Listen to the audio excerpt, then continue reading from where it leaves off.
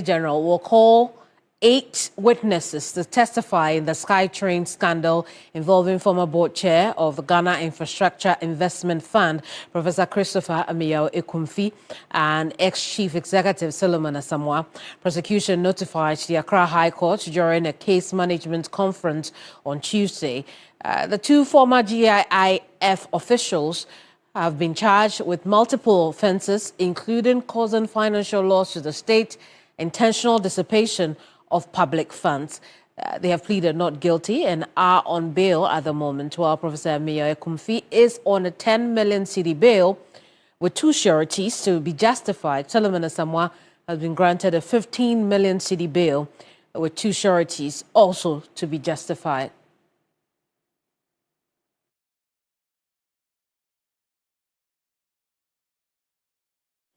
Lord Eduasari is our court correspondent following this story. Lord, good afternoon. What more can you report on the case management conference today? 8 witnesses, you say? Right, Kemini. And so basically, the prosecution led by Chief State Attorney Tefako Bache indicated to the court that they were withdrawing 4 witnesses that they had earlier filed their witness statements to rely on. Now, these persons include Setnana Kwame, Benjamin Nate Abrokwa, Reginald Okai, and Chief Inspector Kesti. There was another witness statement by a staff officer, Francis Abuaje, that they had filed on June 3 that they were withdrawing, but they indicated that they were going to replace that with a later witness statement on June 10 that they had filed. But the other 4 that are just outlining their names, their testimony is now going to be recounted by the prosecution. Now, in their stead, the Chief State Attorney indicated that we're going to call on 8 more witnesses, and I'll quickly spell them out. They are Odame Dakwa, Kofi Boache, Andrews Ejinim Boateng, Mami Ifua Chewa Apebiu, Yvonne Adole Soa, Honorable Chineboa Kodia, Tislia Gumbria, and the staff officer, Francis Abuaje. But the lawyers, defense lawyers for both Professor Ameyaw-Akumfi and then Solomon Asamoah, they indicated that they hadn't been served, and so the judge in the matter asked the prosecution to actually give them 48 hours to serve the defense lawyers with these documentation. Now, the lawyer for Professor Ameyaw-Akumfi, Duke Aaron Sasu, he attempted to file or move a motion that he had filed early on. He told the court that he had filed an application, which in essence is supposed to be heard on July 9. And so even before he could talk about the application, the presiding judge, Comforter Seme, stood him down and told him that they should just wait until the July 9, where that application will be moved. And at this I'm taking and realize that that application has to do with the defense lawyer for Professor Ameyaw-Akumfi referring the matter to the Supreme Court and also wanting the Accra High Court to strike out the charges against his client, describing it as premature.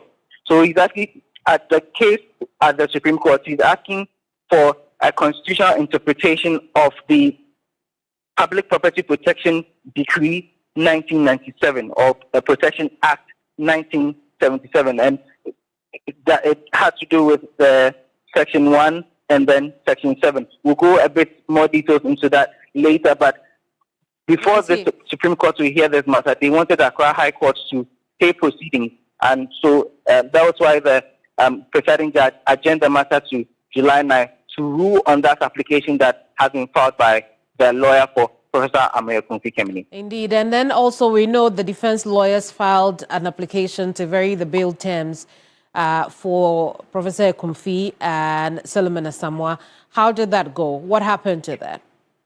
Yes. We're actually expecting that to come up today because at the last adjourned date, both lawyers for Solomon Asamoah and then Professor Ameyaw-Akumfi wanted the High Court to vary the reporting terms of their clients. Now, per the bail terms of Professor Ameyaw-Akumfi, he's supposed to report to the police investigator once a week. We know he's on a 10 million cedi bill to be justified, with 2 sureties to be justified. And then Solomon Asamoah, he has been reporting to the investigator 3 times a week. And so they wanted the court to vary this those things. But when the case was called, that matter did not come up at all. They did not mention it because at the last time the judge had directed them that they formally they formally filed the application, because at the last time they just made an oral prayer, and they didn't do so today. When I inquired further, one of the lawyers indicated to me that from the posturing of Justice Tasiame, they